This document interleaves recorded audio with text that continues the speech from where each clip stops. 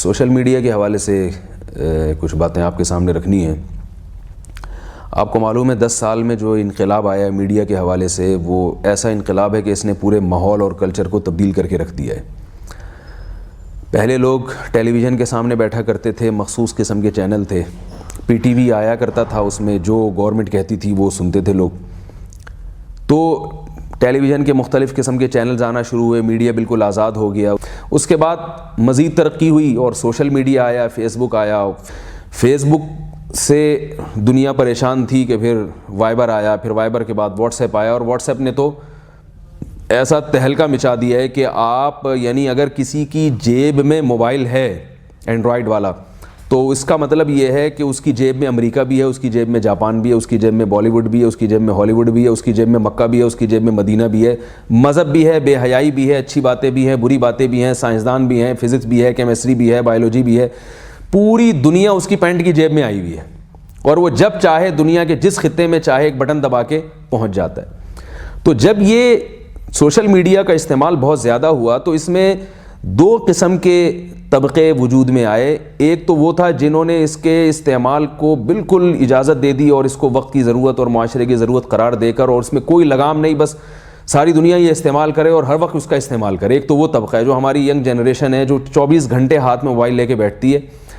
ابا سامنے بیٹھے ہوں گے تو بھی بچہ موبائل لے کے بیٹھا ہوا ہوگا، اماں سامنے بیٹھی ہوئی ہیں تو بھی موبائل لے کے بیٹھا ہوا ہوگا، کوئی بزرگ خاندان کے بیٹھے ہوئے ہیں تو بھی موبائل لے کے بیٹھا ہوگا. ڈاکٹر کے پاس اگر علاج کرانے کے لیے بیٹھا ہے تو جب تک اس کا نمبر نہیں آتا تو یہ واٹس ایپ پہ لگا رہتا ہے.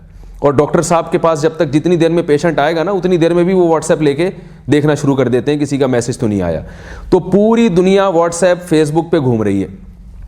اور دوسری طرف غلو یہ ہوا کہ بعض حضرات نے اس کا بالکل ہی انکار کر دیا. انہوں نے کہا کہ یہ بالکل ناجائز ہے، بالکل حرام ہے، یہ جدید ذرائع کا استعمال کرنا، یہ تو یہودیوں کے بنائے ہوئے آلات ہیں. بعض حضرات کی طرف سے سوشل میڈیا پر کہ اس میں نبی صلی اللہ علیہ وسلم کی توہین کی گئی ہے فیس بک پہ، لہذا اس بنیاد پہ بعض علماء کہتے ہیں یہ حرام ہے.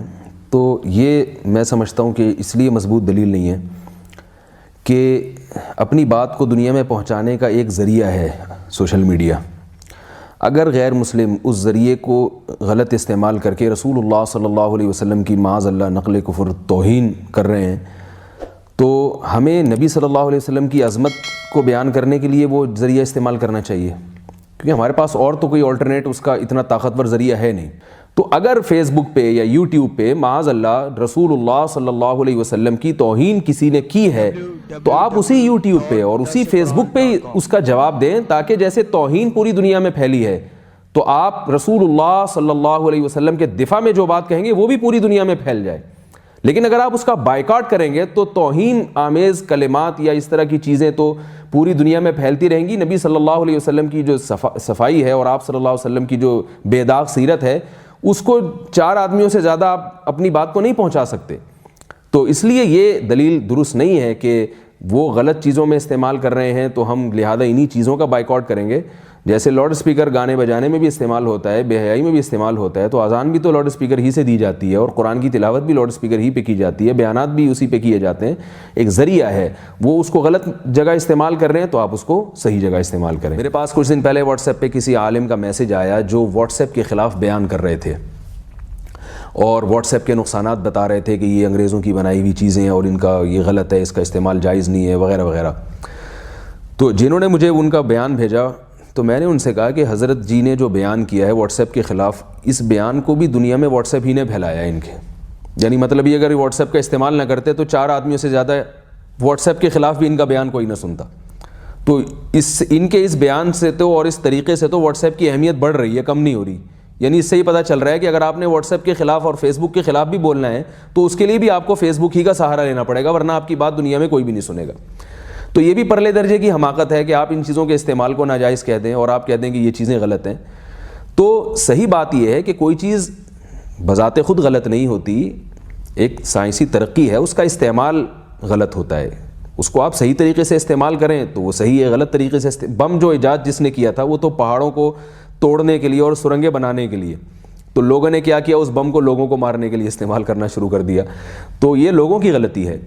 تو یہ جو سوشل میڈیا ہے واٹس ایپ اور فیس بک جس کا بہت زیادہ استعمال ہو رہا ہے، اس کو لگام دینے کی ضرورت ہے. 2 لحاظ سے میں یہ سمجھتا ہوں، اور میں کیا سمجھتا ہوں، جو بڑے حضرات ہیں علماء ہیں وہ یہ کہتے ہیں کہ ایک تو یہ کہ یہ تو نہیں ہو سکتا کہ اس کو بالکل ختم کیا جائے. اگر آپ اس کا استعمال بالکل ترک کر دیں گے، آپ معاشرے سے بالکل کٹ جائیں گے، آپ بالکل ایک عجیب سی مخلوق بن جائیں گے آپ، اور کوئی بھی آپ کی بات سنے گا بھی نہیں. جو چیزیں بہت زیادہ استعمال ہوتی ہیں یا ان کا استعمال بہت آسان ہوتا ہے تو ان چیزوں کو کوئی چھوڑنے کے لیے بھی تیار نہیں ہوتا. تو خام خواہ بھی ایک ایسی چیز کی تحریک چلائی جائے جس پر کسی نے عمل کرنا ہی نہیں ہے. خود تحریک چلانے والا بھی عمل نہیں کر سکتا، وہ بھی تھوڑے دنوں میں عاجز آ کے بیٹھ جاتا ہے. تو پھر ایسی چیز کے خلاف ہم کیوں تحریک چلائیں؟ لیکن اس میں یہ ضرور ہے کہ اس کے استعمال کو لگام دینے کی ضرورت ہے. یہی ہے واٹس ایپ اور فیس بک کہ اگر آپ لگام دیں گے اس کو تو جہاں آپ فیس بک کو لے جانا چاہ رہے ہیں اور فیس بک کے ذریعے جہاں آپ پہنچنا چاہ رہے ہیں وہاں فیس بک اور واٹس ایپ آپ کو وہاں پہنچائیں گے، ورنہ یہ آپ کو تباہی اور جہنم کے راستے کی طرف لے جائیں گے اگر آپ نے اس کو لگام نہیں دیا. ہمارے ہاں یہ ہوتا ہے کہ جب کوئی نوجوان فیس بک پہ بیٹھتا ہے تو اس کو یہ پتہ ہی نہیں ہوتا کہ میں کیوں بیٹھ رہا ہوں، میں نے کیا کرنا ہے. بس وہ بیٹھ جاتا ہے، لوگوں کے میسج پڑھنا شروع کر دیتا ہے، لڑکیوں کے میسج خاص طور پہ شوق سے دیکھتا ہے. پروفائل پہ اگر کسی لڑکی کی تصویر ہے تو وہ بہت شوق سے پڑھتا ہے اس میسج کو، یہ بھی نہیں دیکھتا کہ یہ لڑکی ہی ہے، کہیں لڑکا تو نہیں ہے. اس کا بھی بہت ناجائز استعمال ہوا ہے اور بہت لوگ اس سے بیوقوف بنے اور بہت لوگ ذلیل ہوئے، بدنام ہوئے. بس وہ بیٹھ جائے گا، پوری رات بیٹھ کے اپنا ٹائم ضائع کرتا ہے. تو اس کا مطلب یہ ہوا کہ یہ فیس بک کو استعمال نہیں کر رہا بلکہ فیس بک اس کو استعمال کر رہا ہے. یہ واٹس ایپ کو استعمال نہیں کر رہا، یہ واٹس ایپ کو نہیں چلا رہا بلکہ واٹس ایپ اس کو چلا رہا ہے. حالانکہ سائنسدانوں نے یہ چیزیں ایجاد کی تھی کہ آپ ان کو چلائیں. اللہ نے گھوڑا کیوں بنایا ہے؟ تاکہ گھوڑا ہمیں چلائے یا ہم گھوڑے کو چلائیں. گھوڑا تو اللہ نے اس لیے ایجاد کیا تھا کہ ہم گھوڑے کو اپنی مرضی سے چلائیں. تو اللہ فرماتے ہیں کہ ہم نے تمہارے لیے اس کو مسخر کیا ہے. تو یہ سائنس کی جتنی چیزیں ہیں یہ اللہ نے ہمارے لیے بنائی ہیں اور ہمارے لیے مسخر کی ہیں ان کو. تو ہمیں چاہیے کہ ہم ان کو اپنی مرضی سے چلائیں، ان کی مرضی سے نہ چلیں. تو اس لیے دو حد بندیوں کی ضرورت ہے. نمبر ایک یہ کہ آپ نے ان چیزوں کے استعمال سے پہلے یہ دیکھنا ہے کہ میں نے فیس بک یا واٹس ایپ کو یا اور ٹویٹر وغیرہ جو بھی سوشل میڈیا اس کو میں نے ٹائم کتنا دینا ہے. لامحدود ٹائم دنیا میں کسی کے پاس نہیں ہوتا، اور لامحدود ٹائم تو نہ بیوی کو دیا جا سکتا ہے نہ ماں باپ کو دیا جا سکتا ہے. تو فیس بک کو کیسے دیا جا سکتا ہے؟ پوری رات بیٹھ گئے فیس بک پہ، پورا دن گزار دیا اس کے اوپر، جب تک آپ کو مزہ آ رہا ہے آپ بیٹھے ہوئے ہیں اس کے اوپر. تو یہ تو پرلے درجے کی حماقت اور بیوقوفی کی بات ہے. آپ اپنا ٹائم ضائع کر رہے ہیں، بہت سارے مفید کاموں سے آپ رہ جاتے ہیں. تو پہلے تو آپ نے یہ لاہ عمل طے کرنا ہے کہ میں نے اس کو کتنا ٹائم دینا ہے. بیوی بچوں کے لیے کتنا ٹائم ہونا چاہیے میرے پاس، والدین کے لیے کتنا ٹائم ہونا چاہیے، دوستوں کے لیے کتنا ٹائم ہونا چاہیے، رشتہ داروں کے لیے کتنا ٹائم ہونا چاہیے، تعلیم کے لیے کتنا ٹائم ہونا چاہیے. اس میں سے پھر آپ نے چند گھنٹے یا چند منٹ، جو بھی آپ کی زندگی ہے وہ ہر آدمی کی مختلف ہوتی ہے. پھر ایکسرسائز، جسمانی ورزش کو میں نے کتنا ٹائم دینا ہے، ہر چیز ہے. اللہ نے نماز کو کتنا ٹائم دینا ہے، تلاوت کو کتنا ٹائم دینا ہے، ذکر اذکار کو کتنا ٹائم دینا ہے. ان تمام چیزوں سے ٹائم نکال کے پھر آپ ضرور سوشل میڈیا کو بھی ٹائم دیں. وہ بھی ایک وقت کی ضرورت ہے، لیکن اس میں حد بندی. وہ کسی کے لیے آدھا گھنٹہ ہوگا، کسی کے لیے 1 گھنٹہ ہوگا، کسی کے لیے 2 گھنٹے ہوگا. آپ 2 کے بجائے 4 گھنٹے دے دیں اگر آپ سمجھتے ہیں ضروری ہے، لیکن حد بندی ہونی چاہیے. پھر اس سے زیادہ نہیں دینا اپنے ٹائم.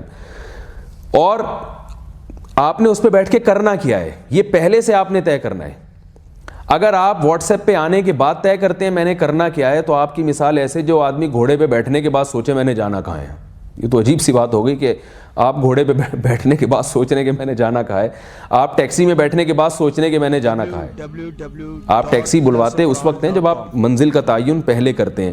اس کے بعد آپ ٹیکسی والے کو بلائیں گے اور پھر آپ اس میں سفر کریں گے. ٹیکسی والے سے پوچھیں گے کہ بھائی ٹیکسی والا آپ سے پوچھے گا کہاں جانا ہے، آپ کہیں گے میں وہاں جانا ہے. یہ کتنی حماقت کی بات ہوگی کہ آپ نے ٹیکسی والے کو فون کیا، ٹیکسی آ گئی آپ کے گھر پہ، وہ پوچھ رہے ہیں کہاں جانا ہے، تو آپ کہہ رہے ہیں ابھی تو میں نے سوچا نہیں ہے، بیٹھ تو جاؤں پھر سوچوں گا کہاں جانا ہے. تو بالکل یہی مثال ہے. فیس بک پہ بیٹھ گئے، اب سوچ رہے ہیں کیا کرنا ہے میں نے. واٹس ایپ پہ بیٹھ گئے، اب سوچ رہے ہیں کیا کرنا ہے. تو پہلے وقت کی حد بندی کرنی ہے اور اس کے بعد پھر آپ نے بیٹھنے سے پہلے سوچنا ہے کہ میں کیوں بیٹھ رہا ہوں، میرا کیا کام ہے یہاں پہ. تو اگر کسی گناہ کے ارادے سے بیٹھ رہے ہیں تو توبہ استغفار کرنی چاہیے، اللہ تعالیٰ سے پناہ مانگنی چاہیے، جہنم کے عذاب کو سوچنا چاہیے. اور اللہ تعالیٰ نے گناہ سے بچنے پر جو بشارتیں دی ہیں قرآن مجید میں، جو ہم علماء سے سنتے ہیں، ان پہ غور کرنا چاہیے اور اپنے آپ کو برائی سے روکنا چاہیے. اور نیت کرنی چاہیے بھائی میں جب بیٹھ رہا ہوں تو میں کسی اچھے مقصد کے لیے بیٹھوں گا. اور اچھا مقصد کیا ہے ہر ایک کے لحاظ سے وہ مختلف ہوتا ہے، لیکن ایک اچھا مقصد تو جو سب کے سامنے ہے.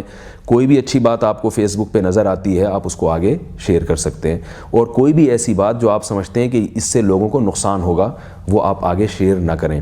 رسول اللہ صلی اللہ علیہ وسلم نے ارشاد فرمایا من سن سنتن حسنتن فلہ اجرہا و اجر من عمل بہا ومن سن سنتن سیئتن فلہ وزرہا و وزر من عمل بہا، کہ جس شخص نے کسی نیکی کی بنیاد رکھی تو جب تک وہ نیکی ہوتی رہے گی نیکی کرنے والے کو بھی اجر ملے گا، اور اس نیکی کی تبلیغ کرنے والے کو اور اس نیکی کو لوگوں کے کان تک اور لوگوں کی نگاہوں تک پہنچانے والے کو بھی اجر ملتا رہے گا۔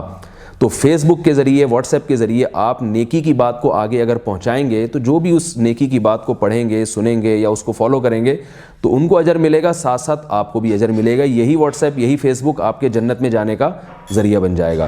اور نبی صلی اللہ علیہ وسلم نے فرمایا اگر کوئی گناہ کی بات کو آگے شیئر کرتا ہے، نقل کرتا ہے، آپ صلی اللہ علیہ وسلم کی حدیث کا مفہوم ہے جو بھی گناہ کی بات کو جاری کرتا ہے تو گناہ کرنے والے کو جیسے اس کا گناہ ملے گا، اس گناہ کی اشاعت کرنے والا بھی اس گناہ میں اس کے ساتھ برابر کا شریک ہوگا۔ آپ کو گانے سننے کا شوق ہے، میوزک کا شوق ہے، بری بات ہے، لیکن اگر آپ سنتے ہیں تو کم از کم اپنی ذات تک تو محدود رکھیں، اس کو آگے شیئر کرنے کی کیا ضرورت؟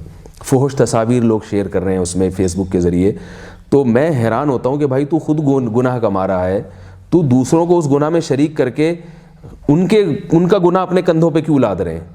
آپ کو کسی گناہ میں مزہ آ رہا ہے تو اس شیئر کرنے میں آپ کو کیوں مزہ آ رہا ہے؟ وہ تو اس کو مزہ آئے گا نا جو گناہ کرے گا، آپ خامخواہ میں اس کا گناہ بھی اپنے کھاتے میں کیوں ڈال رہے ہیں؟ ایک آدمی ہیروئن پی رہا ہے، چرس پی رہا ہے، اسے چرس پینے کا مزہ آ رہا ہے، گناہ بھی مل رہا ہے لیکن مزہ بھی آ رہا ہے، تو وہ اس لیے پیتا ہے کہ ٹھیک ہے بھائی جہنم میں ٹھکائی ہوگی لیکن دنیا میں مزہ بھی تو آ رہا ہے نا، لیکن وہ پڑیا دوسرے کو کھلا رہا ہے۔ اب دوسرا جب چرس پیے گا تو اس کو کیا مزہ آئے گا؟ اس کا وہ تو اس کو مزہ آئے گا نا، لیکن جہنم میں جو ہے ٹھکائی اس کی کس بنیاد پر ہوگی کہ اس کو کیوں پلائی تم نے؟ تو یہ عذاب زیادہ ہے، یہ عذاب جو ہے زیادہ ہے کہ گناہ بے لذت جسے کہتے ہیں، کہ آپ کو صرف عذاب مل رہا ہے، مزہ نہیں آ رہا گناہ کا۔ تو اس لیے میں عرض کرتا ہوں کہ جو لوگ فحاشی کے عادی ہیں، فحش چیزیں دیکھتے ہیں، غلط کرتے ہیں، ان کو توبہ کرنی چاہیے، لیکن اگر وہ کر بھی رہے ہیں تو کم از کم اس کو آگے شیئر تو نہ کریں، آگے اس کو لوگوں میں اس کی جو ہے نا پبلسٹی تو نہ کریں، اس کی اشاعت تو نہ کریں، لوگ اس گناہ سے لذت حاصل کریں گے اور اس کا عذاب قیامت کے دن آپ کے کندھوں پر ہوگا۔ اس لیے اس سوشل میڈیا کو صرف اچھے کاموں کے لیے استعمال کیا جائے، تعمیری کاموں کے لیے استعمال کیا جائے، انسانیت کی خدمت کے لیے استعمال کیا جائے، اس کو منفی کاموں کے لیے ہرگز استعمال نہ کیا جائے۔ تعمیری کاموں کے استعمال سے آپ کے درجات آخرت میں بھی بڑھیں گے، دنیا میں بھی آپ کو عزت ملے گی، اور برائی کے کاموں میں جب استعمال کریں گے تو دنیا میں بھی اس کی سزا مل سکتی ہے اور آخرت میں تو بہرحال ملنی ہی ہے۔ اللہ تعالیٰ نے آخرت تو رکھی ہی اعمال کا بدلہ دینے کے لیے۔ اللہ تعالیٰ ہم سب کو ان چیزوں کا صحیح استعمال کرنے کی توفیق عطا فرمائے اور برائی سے اللہ تعالیٰ ہم سب کو بچنے کی توفیق عطا فرمائے۔